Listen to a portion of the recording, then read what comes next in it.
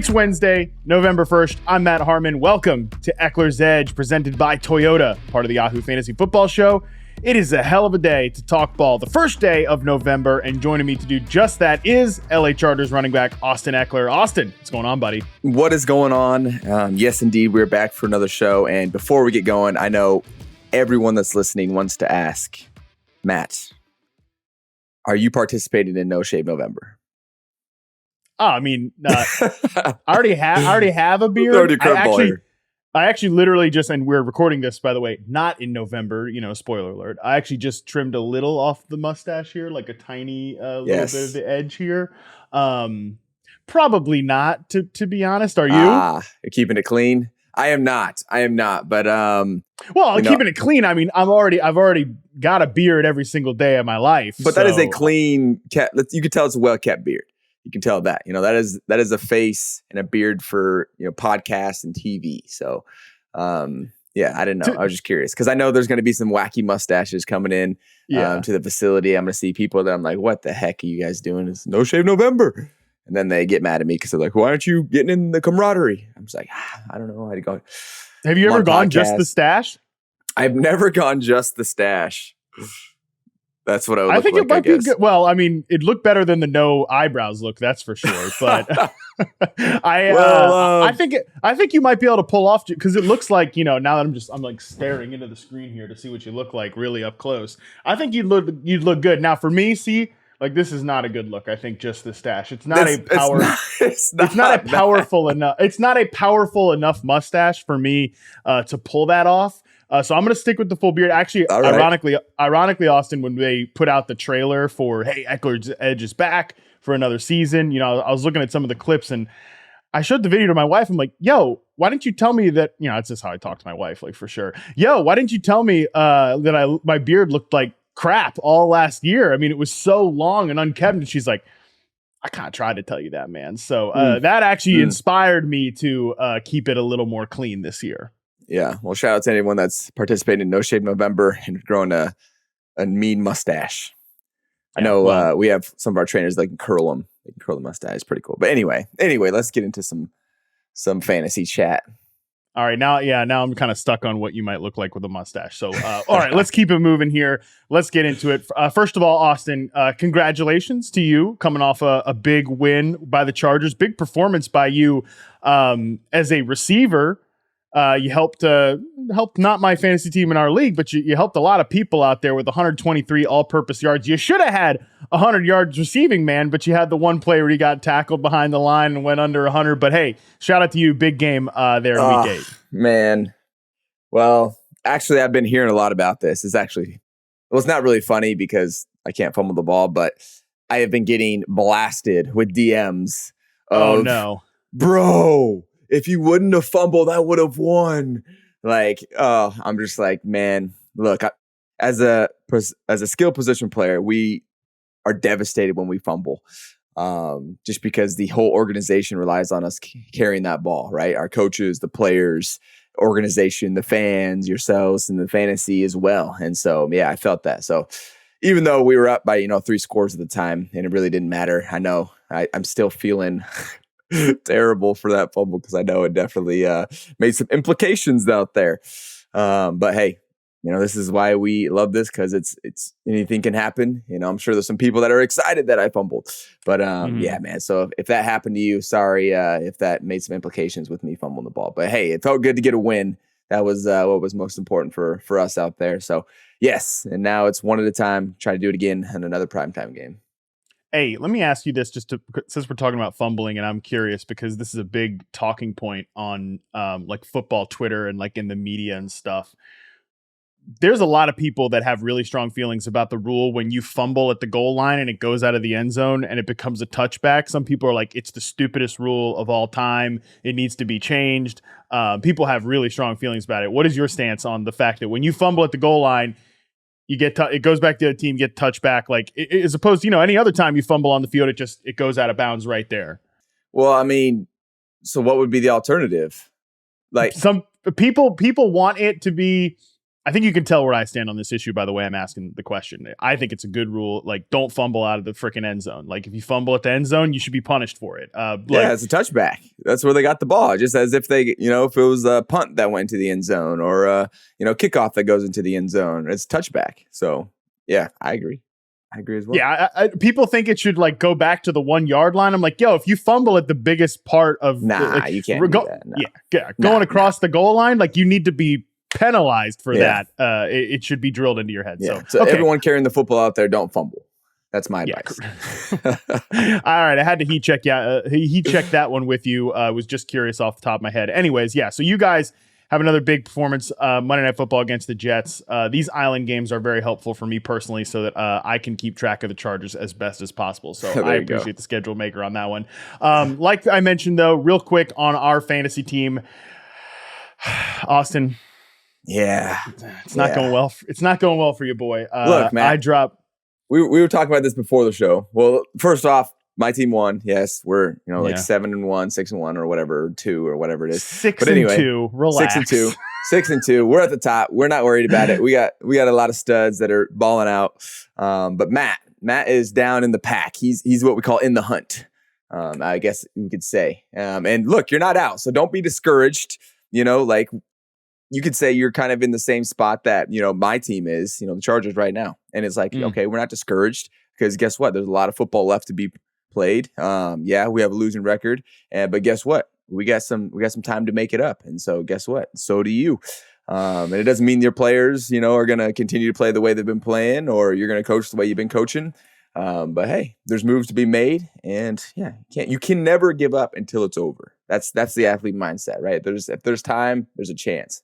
So yeah, I'm currently 1 game out of the playoffs. 7 teams make the playoffs, actually. The 1 seed gets a bye the first week 15 of our playoffs. So I need to step it up. And like I said to you, man, when we played each other, which was the start of my losing streak, which is super cool. Absolutely love that. Like, again, I got my best player theoretically in fantasy, which is it's either you or Jalen Hurts. You were my first pick, right? But I have been the one screwing up ever since. Like, I can't get my wide receiver 3 decision right. I can't get my running back 2 decision right. Like, so what happened? Tyler Lockett comes into this game. I mean, now, let's just complain about my problems. Was there a better decision that you could have made? Yes. What was it? So I have Tyler Lockett in a lot of leagues. And he was coming into this game as a game time decision, right? So I'm sitting there on Sunday morning and I'm thinking to myself, and he's a late game too. He was a 4:30 p.m. Eastern kickoff. So had to make the decision early. Yep. I'm like, you know what? I'm just going to not play him in this league, but I'm going to play him in a couple other leagues so that if he doesn't have a big game, like I'm a little insulated from it. Unfortunately, in this one, I decide not to play him. And he, gets 8 catches, 81 yards, and a touchdown. Like, I should have played him over Marquise Brown, who had an okay game. He was fine. He scored a touchdown, but still, it was like an 8-point difference between them. Couple that to that, I absolutely cannot figure out who to start between Zach Moss and Alexander Madison every single week. I never guess that one right. So, look, I just gotta, like you said, keep chopping wood, keep at it, and try to make the playoffs in this thing. Well, you have options, and the good part of that is options that are actually performing. So there you go. I would say there's worse spots you could be in where it's like, hey, my team, no one is doing anything or they're all injured. And then, hey, at least you have the opportunity to win some of these games. So like I said, actually it was like a couple years ago. I was playing in one of my 16 team leagues with the foundation, and the guy who ended up winning it had like a record of, he was like 6-7 or 6-8 or whatever. He had a losing record. It ended up making the playoffs, squeaking in. He was that last spot and ended up winning it all. So I think that's when I went on. He had me on his team, and then it was when I went on that streak and had like 3 or 4 games of like 25 plus points. So yeah, you never know, man. But you got time, man. You got time. So all of you guys out there that are on the fringe, do not get discouraged, even though it's easy just to kind of be like, man, I'm down. But hey, you stay mentally strong, just like we do out there in the field, and you push through. You find a way and change it up. And when it's over, then okay, now you can reflect. But right now it's time to get in the lab and figure it out. So you got this, Matt. I'm rooting for you, man. I really am.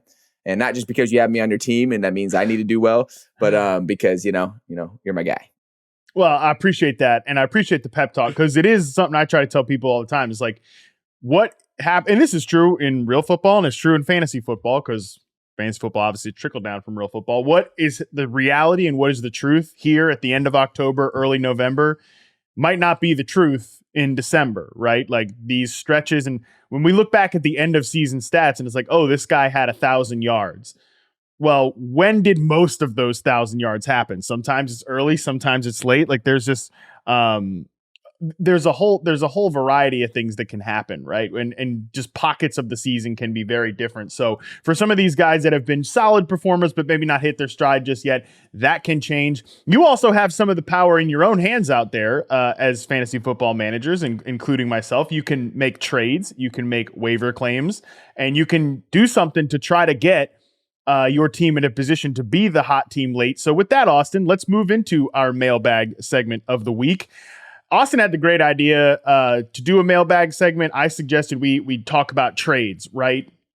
The trade deadline for the actual NFL is happening literally as we speak. The trade deadline is coming up, but fantasy football trade deadline is not until November 18th in Yahoo standard format. So you've got time to make deals. So Austin actually suggested I reach out to the bright folks of my Discord, and I did a little bit of that, a little bit of Twitter, solicited folks that people are looking to trade away right now, and people that they are looking to acquire in fantasy. So let's save the positive for second. Let's start off with a little bit of negative here. People that the folks are trying to trade away in fantasy right now. Let's see if we decide to think this is a good idea or not. And this first one pertains to your team, actually. Matt B from my Discord said that he is trying to sell Davante Adams and he's close to selling Chris Olave. The problem is you can never get the value that you hold for them because you know their ceiling, right? Like that's the difficult part here. You actually have Davante Adams on your team. And let me tell you what, watching that game last night with the Raiders, that was not fun. Yeah. It really does suck because when you have a guy that's playing at or has the ceiling like this person said, you're really excited for what this person can do. But when you see them not even get close and get one catch, and like, okay, Davante Adams, if he continues on the tear that he's been, going to be in the Hall of Fame, and it's like, man, come on, come on, I know he's so good. Like, can we get this man the ball somehow? Like, throw it up to him. This man makes some crazy catches, and they tried that, and it was a pick, in the end zone. Yeah. And so that is frustrating. And so I think it's honestly a solid choice, for a trade away because people do know the ceiling, and that's your leverage, So even though the ceiling could be high, that's exactly what someone else is thinking as well, and that's why you would be able to trade that person away, in my opinion, because it's like, okay, this guy can go off and have a few touchdowns and 100 yards easily, and so whoever you're trading to has to have some value, and you're not going to ever be able to trade away somebody who maybe doesn't bring that type of ceiling or isn't, as exciting of a player. And so I think that's why it's the perfect, because it's like, hey, their team's been struggling, and guess what? Davante Adams, we know what type of player he is, regardless of the team that he's on. And so there is that potential for them to pop up. So if someone needs a receiver, I like it. I'm not looking to trade him away. Because I just need that receiver spot, but I don't necessarily have. There's a lot of scenarios in there, but as far as a candidate to trade away, I think that's a good one. Yeah, well, you're trying to cash in on that name brand value before things potentially get worse, right? Like the vibes are just very bad around the Raiders, and frankly, this whole thing with Chris Olave is interesting too because he doesn't provide quite the same name brand value. Olave was a really good rookie receiver last year. He went over 1,000 yards. I think he has the ability. My personal opinion is that I think he has the ability to be like a top 10 receiver in the NFL with the way when he's hot that he separates the big playability that he brings. But also, again, my opinion is he has not played to that level so far this year. Even when you look at him outside of like the weird chemistry issues with Chris Olave and Derek Carr, a new quarterback wide receiver connection, and some of the guy just recently got arrested, right? Like there's some strange stuff going on there. So I don't know. My question to you about that though is like, when we talk about like these guys don't have a good chemistry, these guys aren't quite on the same page, right? And like you saw Jimmy Garoppolo miss Davante Adams on these like wide open go routes, streaking down the field potentially for big plays, and they just weren't there. What does that mean when it's like, oh, these guys just aren't on the same page? Is there an easy fix to that in season? Man, it's such a loaded question because there's so many factors that could be playing, at bay here, where it's like, is there a lot of pressure from the O-line? And maybe, that's not the read. That's not where we're going first. That's not where that play was designed. Maybe he's not seeing it that way. Maybe he didn't feel comfortable making that throw. And so there's so many different factors that play into, the flow of the game and who's getting the ball. And obviously we know, Davante Adams is a dynamic player. And so they're going to try to get this man the ball. And so I really can't answer that question, unfortunately, because they know over there he's a stud, right? And they're trying to get him the ball. It's not like they're like, Davante, we'll put him third in the progression. No, they're definitely going to be putting him at 1 or 2 in probably every single progression. And guess what? Defenses aren't dumb either. We're doubling this We're doubling this man.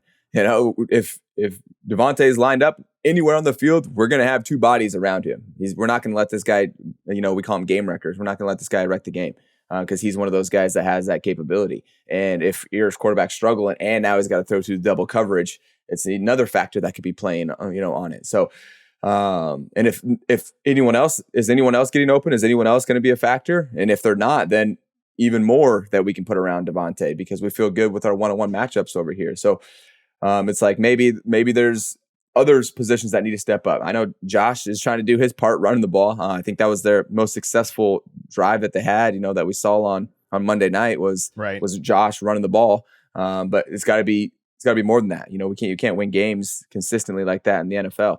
And that shows. And I think they're looking for that next. Well, I guess they have. Who do they have? I keep forgetting his name. His number Jacoby 11. Myers. Jacoby Myers. Yeah. 16. So they've been a pretty good complement to each other. But we just really didn't see that Monday night. And so the thing is, they definitely have the potential. Like they've had a few games where Davante's popped off, and so like it's still there. It's still there. It might have been one of those games where it's like, hey, we just weren't clicking that night too. So. Back again to the question, I think it's a great opportunity to, maybe pick up, a different receiver who maybe has shown some more consistency, or maybe pick up a running back or a different position that you may need. Getting rid of receiver for Davante, I think it's great candidate. I always struggle with like selling low on these guys, right? Like if they're kind of, especially like a Monday night game when we all saw that, like you're going to try to get rid of them at the lowest point when everybody has that. Like, it's no secret, right? Everybody saw that game. It's primetime game, right? So I always struggle with that, especially with these guys and I'm not saying this is the right thing. I just know for me personally, like, I know and I envision that ceiling. So maybe I'm the sucker that you try to trade a guy like Davante Adams too. Let's actually stick in that game. And another person that somebody suggested was feeling that the Jahmyr Gibbs thing will be a flash in the pan, and wonder what Austin's thoughts are, whether his usage will change with David Montgomery when he comes back from injury. Not a dissimilar situation to the one that he had with Melvin Gordon when he broke out. It's kind of hard to put the genie back in the bottle, or is this the time to sell Jahmyr Gibbs high? Jahmyr Gibbs, we've talked a lot on the show. 26 carries last night against the Raiders, 152 yards and a touchdown. He also caught 5 passes as well for 37 yards. So he's really, I think, taken a step forward the last couple of games with David Montgomery out of the mix. But Montgomery was so good for them. That might be a moment to maybe sell him high before Montgomery gets back. But I don't know. Man. I would say when you're playing at that high level, and just the way that the Lions play, like a lot of their offense goes through their running game or their running backs just in general. If you look at David Montgomery's touches just over the past few weeks when he was healthy, it's high 20s. He had 30 in there at one time. So they're getting the ball to their running backs, and they're saying, hey, this is who we are. This is their identity. And when you have a team like that, there's probably going to be multiple runners in that scheme, which they exactly have. And, we used to have that. We weren't necessarily give our running backs the ball, 30 times plus a game. But hey, it might have been, with me in the passing game as well, with Melvin Gordon in the running game. And there was a combination that we have that I think we could see in their own way with the Lions, with Jahmyr Gibbs and Montgomery. No, and honestly, there might be an opportunity to maybe sell Montgomery high, because the hope is like, oh, he's coming back, he's going to get that same workload, but he might not necessarily get that same workload because now Jahmyr Gibbs has forced it maybe into a 50-50. I don't know. You could look at it both directions. Yeah, I think in either way, I think they're going to be getting their share, which we kind of saw that. It was more so on the Montgomery side, leaning more heavily, but I think down the road, I think, we could see it more, maybe even more of like a, hey, who's hot kind of game, Right. where it's like, hey, we're going to get both of you guys the ball, but whoever's, clicking that day is going to get maybe, 60% instead of, 50-50, 60, maybe it's a 60-40 split. But I see these guys getting, because, man, Jahmyr Gibbs so dynamic, man. And we saw that just with his playmaking ability. And so, man, it's, like you said, it's hard to put the genie back in the bottle. I saw it with Justin Herbert, right? When Tyrod had his thing and Justin started playing, I was like, man, like this guy who's our first round pick and he's a stud. And then he ended up pretty much just forcing his way into the starting role. And I don't necessarily think it's going to be like that because it's a different position with the running back, but definitely think they're both going to get a good amount of a burn. And we might even see it even more now, just because, hey, now we got both these guys back. Now we can really become that identity of, ground pound. And then, rely on, some of our passing game a little bit later on. Makes a lot of sense to me. All right, let's move on to another one here. Stringer sends in, I'm looking to move off of Tony Pollard because they aren't scheming him the way the Chargers scheme Austin Ekeler, actually. They are running him more on some of those man gap stuff this year instead of last year when he was mostly running outside zone concepts. Right now, I prefer Alvin Kamara. Tony Pollard's interesting, man. He's been kind of disappointing pick for sure in fantasy. And I can't quite figure out why, Austin. And I don't know. You think he's like a guy they could scheme touches for in a way like that? Again, you make such a big impact in the passing game, right? We saw that against the Bears. We just talked about it. What does it take for a running back to be able to do some of the stuff that you can contribute in the pass game? Yeah, Tony Pollard, from my opinion, it hasn't been necessarily to the expectation that everyone had for him because of what we saw last year. And, we have this offensive coordinator now over with the Chargers. And so that definitely probably is playing some type of factor. It's like, okay, how do I optimize, our players? It's not just Tony Pollard, it's going to be the entire offense. And so there is some type of learning curve that has to happen there with the transition of, okay, an offensive coordinator has his offense, okay, let me make sure that, hey, like we're doing this, in a way that works and using our guys to the maximum. And, we saw that, maybe even last year or last week with me, where I was like, hey, let's get this guy the ball more in the passing game, see what happens. Cause that's where he's ended up making most of his plays. And it's not like he hasn't performed, terribly. Like, I mean, he's had some solid games. Yeah.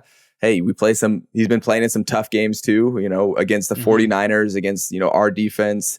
And so like, there's teams where it's like, hey, maybe you're just not as good of matchup for this game for us. And so I would say as far as getting into the passing game, I think it's got to be a plan going into the games. And if they feel like, hey, this is where we can lean on him more, then they'll start putting him in there, maybe getting some screens, things like that going. But I think it's a game plan thing. And so for a guy like Tony, I think it's a guy that I wouldn't trade just because I know they do rely on him over there. Like they're going to get him the ball.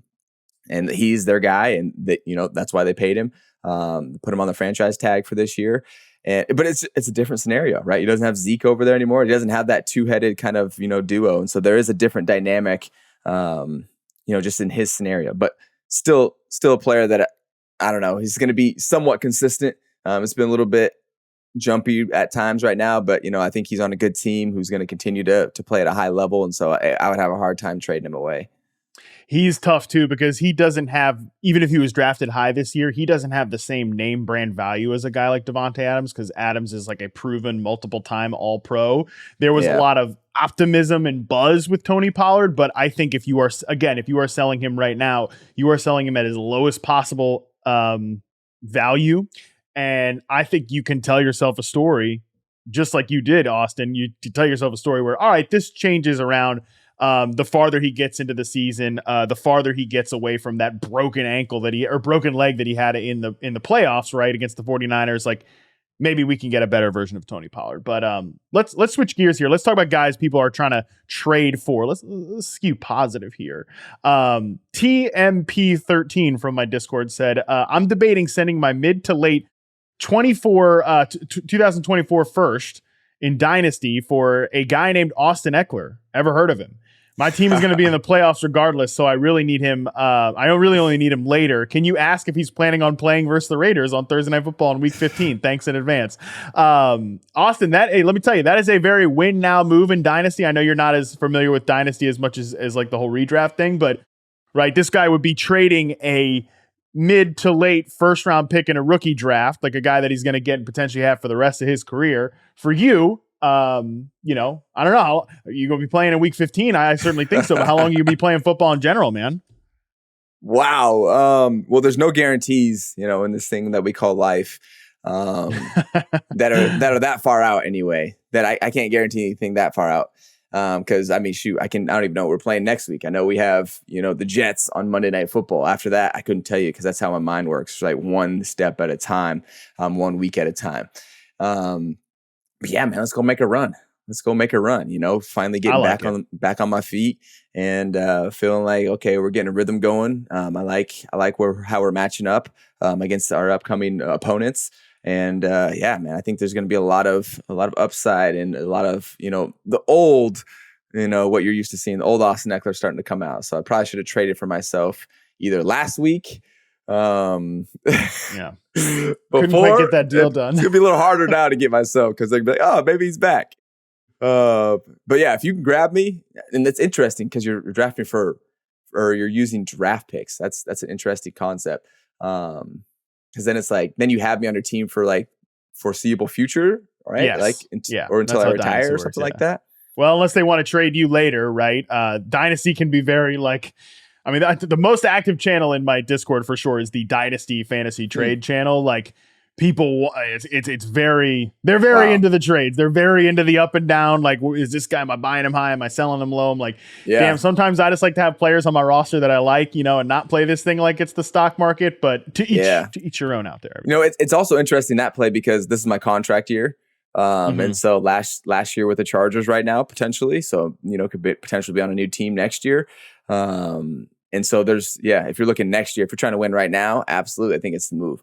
But okay, let's see what even happens next year. I mean, there's so many uncertainties, beyond this. It's not like, I have another 2 years with the Chargers, he's going to be back. And so we'll see. But as far as if you're trying to win now, yeah, absolutely. Yeah. And I like, if you're at this point of the season in Dynasty, especially, like, I get you're trying to build a team for the future, but try to win, man. That's what are we playing fantasy football for if not to win a championship? So I've in the past made moves right around now in Dynasty where, like, all right, like last year I traded for Miles Sanders and like he ended up helping me kind of I didn't win the championship, but did get to the playoffs and everything. So we'll see what happens. But all right, one more trade for one before we move on here. This one's interesting. Griffin, shout out to Griffin, hell of a Discord contributor, asked about Javonte Williams, trying to trade for him coming off his ACL tear. He seems to finally have been let off the leash with an amazing playoff schedule. Might be an essential championship pickup. Javonte's interesting, man, because at times this year he has been in a clear-cut committee. Like, it's been this guy, Jaleel McLaughlin.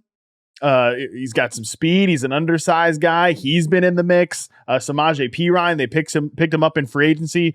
But then the last couple of weeks, man, he's been loaded up. 15 carries, 82 yards, 3 catches, 14 yards against the Green Bay Packers in week 7 and week 8 against the Chiefs in a big upset win. Guy got 27 carries for 85 yards, still 27 carries. To me, that speaks optimism, Austin, that, all right, the coaching staff is now comfortable with where this guy is at from a rehab perspective to start giving him like workhorse volume. Yeah, it's showing. And seems like that's might be their identity, going forward. They're gonna lean on that run game and get these guys going in the backfield. And that's probably why they have a committee where it's like, hey, guys, like, we're gonna rely on the run game. Like, that's what we're gonna need, because that's gonna open us up in the pass game. And so I think that's probably one of the strengths of their offense. If they can get Javonte Williams going, absolutely, we know what kind of player he is. He's a stud. I love watching him. Yeah. Besides when we play him, and man, when he gets back up there and healthy, he's rumbling, bumbling, running through dudes, like breaking tackles, making some awesome runs. And so just from a running back, bias standpoint, I really hope that he's out there healthy and they continue to lean on him and he continues to bring value to that team, because man, he's going to be a stud and I'm excited to watch him. But yeah, the reps obviously, last week versus the Chiefs were 30 touches. Will he sustain that level?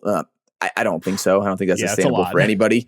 Honestly, but even the week before that with 18 touches, that's in the range that he's been in. So maybe he's, getting into a rhythm. We're getting into midseason now. And in midseason, I feel like you really try to start to figure out like, okay, who's doing what, who's good at what.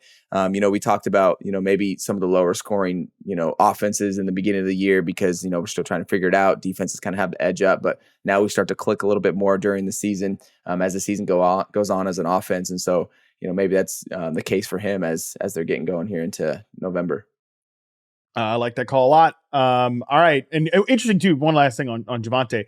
Heading into his bye week here in week 9. So you can maybe try to trade, like he might, number one, be healthier coming out of that bye week, but also you grab him now, you're kind of like, all right, this person, whoever has him in the league, is not going to be able to use him in week 9. That always slightly increases a player's like value in someone's mind, right? Like, all right, I can't play him this week, so he's not helping me. And if you don't need a running back to start this week, you can potentially trade from there. So it's just a little extra edge. I think it'd be a solid trade pick. I love it. All right. Austin, we're at the midway point of the season, 8 weeks in, 9 weeks to go in the fantasy season, unless you play week 18, which you should not. Like I said, essentially the halfway point here. So with that in mind, we wanted to offer up some of our biggest surprises of the first half of the season. So we'll each go with 3 here, a little secret list. I have no idea. The podcast listeners know I love a good secret list. I have no idea what Austin's going to say. He has no idea what I'm going to say. So let's go 3 of our biggest surprises. Do we want to go one at a time? Let's go one at a time. Let's alternate. Okay, so my number one kind of surprise fantasy, maybe we have some overlap too, was Raheem Mostert. He's on my list too, actually. He's on your list? Both Dolphins running backs were on my list. Nice. Devin Achane, the rookie, and Raheem Mostert, man. Because, man, Raheem, like every time he's been healthy, like you can go look at his stats from the past, he is the minimum he's averaged is 4.9 yards a carry. And, he kind of got going here last year. And that's per season anyway. And he got going here last year, and now he's coming back healthy, staying healthy. And man, he is so dynamic. And he's on the Dolphins, who just have a dynamic offense in general. But man, he's looking good. And shoot, like this is a guy who's 31 years old. So it's like, okay, like how much does he have left in the tank? Well, apparently it's a lot, and I'd love to see it too. Going back to my running back bias, like. Love to see guys, that are older than me that are like, okay, yeah, like, hey, we can still do this. And not saying that we're actually old, but just, in general, in athlete terms, in athlete years. And so, seeing my guy ancient. Raheem go out there and be consistent and make plays is a cool thing to watch. Yeah, he scored 12 touchdowns so far this year. He's currently the 3rd highest scoring fantasy running back. And his teammate, like I said, Davante Adams, the rookie, is still running back 9 in fantasy. And he hasn't played for weeks, which just shows you some of the crazy stuff that they were doing. They've hit a little bit of a snag with this run game the last couple of weeks, but I do trust in Mike McDaniel and that infrastructure to sort of get it going at some point. So, he was on my list. Okay. Another guy on my list, though, my biggest surprise, it's got to be Rams wide receiver, the rookie, Puka Nacua. We'll see what happens now that Matthew Stafford, is potentially dealing with an injury, might go on injured reserve. We'll see about that. But Puka has caught 61 passes for 795 yards and 2 touchdowns. Not only is that obviously the best performance from any rookie receiver so far this year, he is 3rd among all wide receivers in receiving yards, and he's 4th among all receivers in fantasy points. I liked Puka a lot as a draft prospect. I thought he was he went too late. I really liked the rugged approach that he brings to the wide receiver position. I love a wide receiver that loves to block. And I'm all about that with Puka. I still didn't see him having 795 damn yards as a rookie, right? So he's got to be one of the biggest surprises to me. I would have 100% agree with you. I think you explained it very well. Yeah, absolutely. I think that's definitely been one of the standouts. Another one for me, who has been a guy who's actually been there, done that, but kind of, there are people that are kind of like, yeah, we'll see how it goes. And even his team, because now he's on a new team, but Adam Thielen. He's on my list as well. Let's go. Hey, we think, we're on the same page here. Yeah. Adam it's like Thielen, we're watching the same games or something. I don't know. Yeah, exactly. It's like we watch. Yeah. It's like maybe we know what we're talking about here when we're talking about standouts. But the guy that was kind of, consistent and, his team's like, maybe he's not the number one guy anymore like he was well, I guess, one of those top players as he was for the Vikings, right? That's where he was before here. Yes, correct. And now with Carolina has really started stepping up, and we're kind of seeing some of that old, consistent, he's going to get 100 yards at a touchdown type of performance.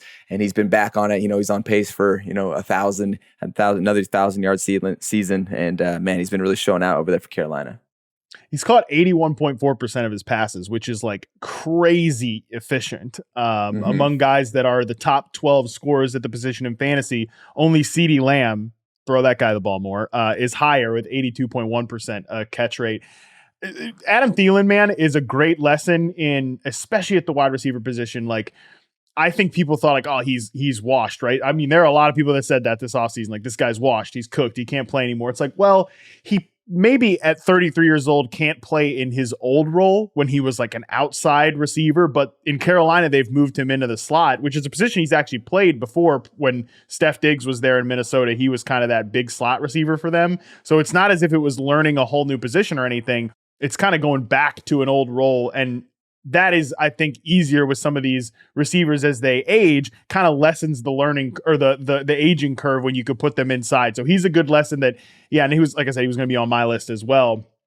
Nice. A guy that I didn't expect to be this productive at all, but I think it's not crazy. It's crazy he's putting up those numbers, but it's not totally surprising that he's been able to be productive in kind of a not too dissimilar role to like how the Chargers use Keenan Allen. Right. I 100% agree. And yeah, Keenan's up there too. As far as like this is year 10 for him. And he's still able to continue to put up that type of production because of the role that he's playing. Right. He's not a take the top off, and sprinting down the field. Like, he's getting into these spaces and the zones, and you don't have to be the fastest. One of the best to do is Travis Kelce. He's a huge body. He's not going to beat you with speed, but just the chemistry he has with his quarterback to get open and get in those spaces shows that, there's a lot of feel when it comes to being in that middle part of the field and not necessarily just pure speed that's going to get it done. So yeah, I think that's a great spot for him. Similar to Keenan, that was a good comparison. I'll just go with one more since you took two from my list. So I'll just throw one more out here. Travis Etienne, to me, has been a big surprise. He's the second highest scoring running back right now. I liked Etienne coming in this year, but again, similar to what we talked about with some of these guys where I liked them, but I didn't think they'd be doing what he's been doing so far. 7 touchdowns so far this year on the ground, 1 through the air. And I would argue, Austin, that not only has he been a really good player in fantasy, and he's obviously been good for the Jaguars, but I think Jacksonville maybe didn't expect him to be this much of a workhorse, right? They drafted a rookie running back in Tank Bigsby, who hasn't really been able to carve out a role there so far.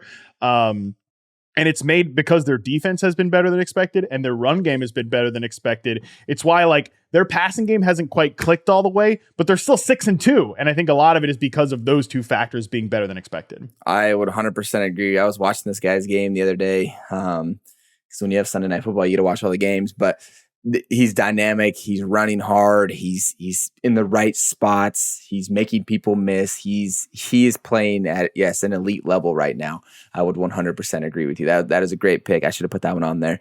Would 100% agree. My last one was Sam Laporta, guy who's just been consistent and kind of was like, there was expectations for this guy, but it was like, man, he has really come alive in that role with the Lions at the tight end spot. So that was my last little surprise standout.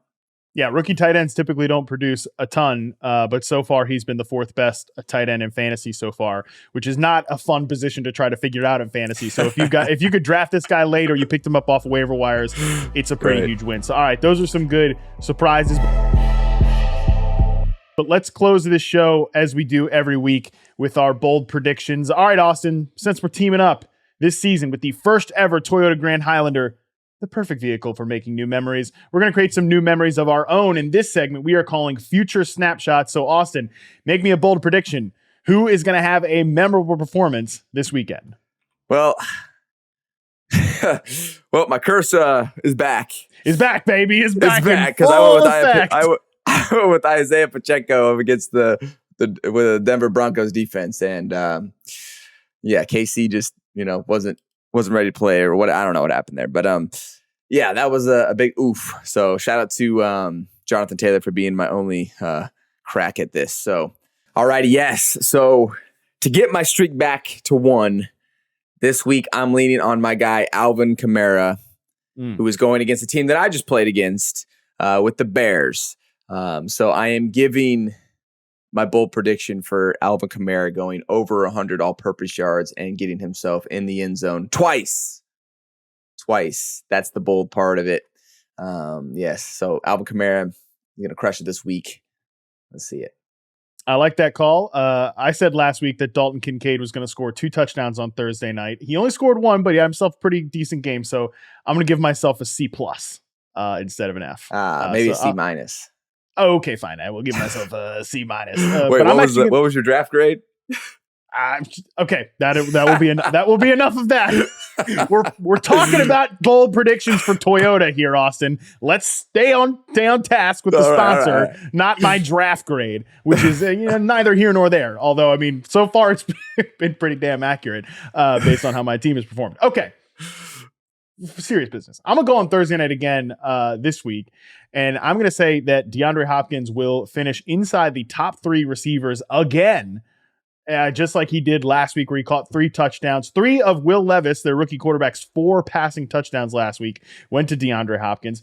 I think Hopkins has been proving, if you've been watching him this year, he's, like we said with Adam Thielen, he might not be the same player that he once was, but he is not done. He can still contribute at a really high level as an outside receiver, different from Adam Thielen there. And Will Levis got back there, and he was like, I am just firing this thing downfield. I'm ripping it to DeAndre Hopkins. Some of those maybe a little fluky, whatever. But if you look at the Steelers, they've been very susceptible to getting beat by outside perimeter receivers. Calvin Ridley, who's been a little inconsistent this year, had 10 targets against him last week, went over 80 yards.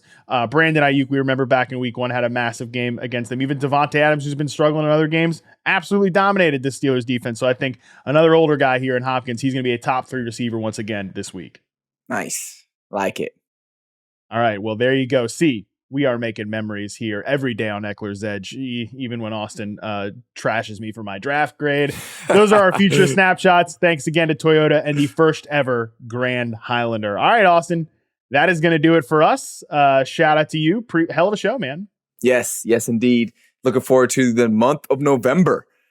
It's time to get into these cold months. This is when football for me, I feel like really feels like everyone's getting into a rhythm, and it's like, hey, it's time to kind of start separating or get on a run. So that's what we're looking to do this week, and looking forward to next week.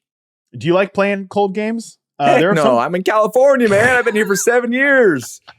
No, I hate cold games, but hey, you got to do what you got to do.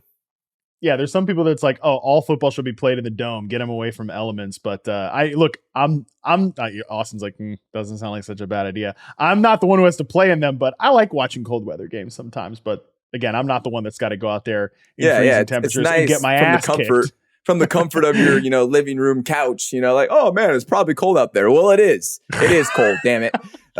So yeah. The beautiful scenery, the snow on the players, that looks so wonderful on my TV. Meanwhile, Austin's out there like, you gotta be kidding me. Yeah, you're cozy up in your blanket, with your hot chocolate, with your fantasy app in front of you, maybe right. Red zone over here, this over here, and like nice and cozy. And I'm out there, being a warrior out there, bashing into people. And when it's cold, it hurts more too. Just because I feel like the body isn't as necessarily loose. The skin like gets slapped and it's cold, So, hey, but, at this point, I've been doing this as long as I can remember. I'm from Colorado, played in several cold games. What a wonderful description to end the podcast of Austin, a warrior out there in the snow games, and he's insinuating that I'm under a cold little blankie with my hot chocolate. That's how I consume football. Another outrageous slight at me, but you know what? I guess I deserve it. All right. Is that not accurate? What's it look like then? What's Matt Harmon on game day? Mostly standing up, stressing, even if I'm not stressed about anything. It's just a lot of information to take in. I am not a hot chocolate guy. There are only 3 acceptable liquids to drink at any time: water, coffee, and booze. But not on Sunday because I'm working. All right. Yes, of course. It's a work day for me. I can't be under my little blankie with my hot chocolate. Like, okay, give me a break. All right. Maybe that was a little too far.